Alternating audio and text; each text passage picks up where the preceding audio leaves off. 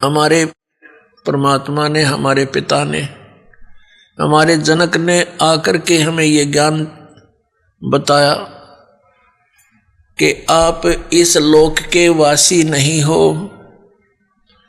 आप यहाँ के रहने वाले नहीं हो, और जिन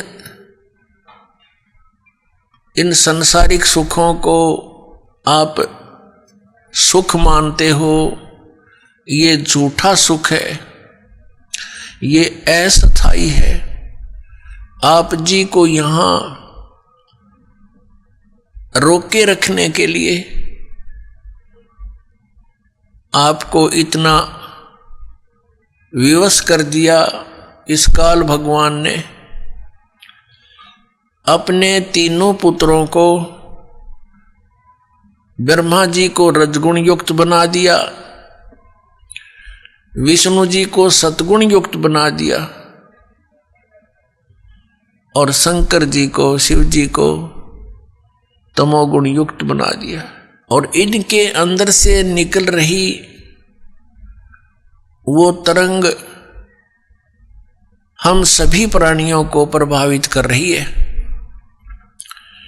भले ही ये भगवान, भले ही ये प्रभु, ये स्वामी अपने अपने लोकों में रहते हैं, ब्रह्मा लोक में ब्रह्मा जी, विष्णु लोक में विष्णु जी, और शिव लोक में शिव जी, लेकिन इनके अंदर से, इनके शरीर से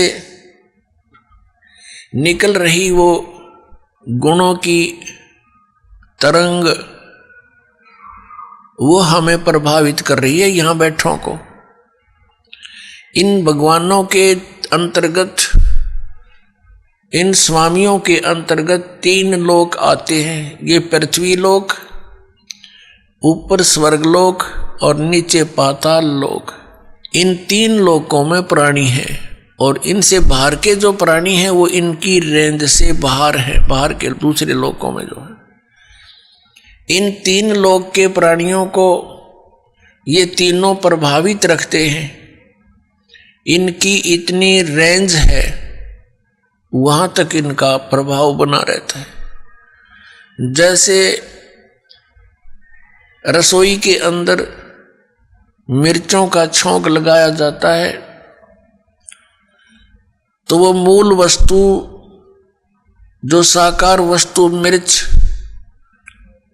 रसोई में विद्यमान है, उसका छौंक लगा, उस छौंक से निकली हुई तरंग दूसरे कमरों में, दूसरे कक्षों में पहुंची, और वहां बैठे व्यक्तियों को भी छींकें आने लगी।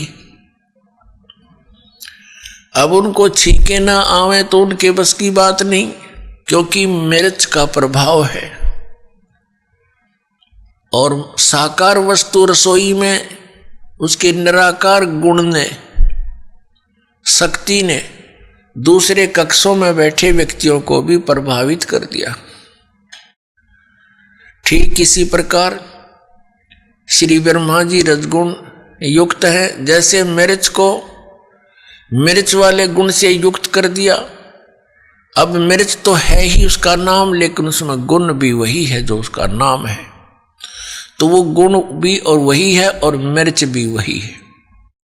इसी प्रकार ये ब्रह्मा जी रजगुण है, तो ये गुण भी यही है, क्योंकि इसी से हम प्रभावित होते हैं, और ब्रह्मा कहो चाहे इसको रजगुण कहो। इसी प्रकार अन्य इन दोनों भगवानों की, सतगुण विष्णु, तमगुण शिव जी समझो।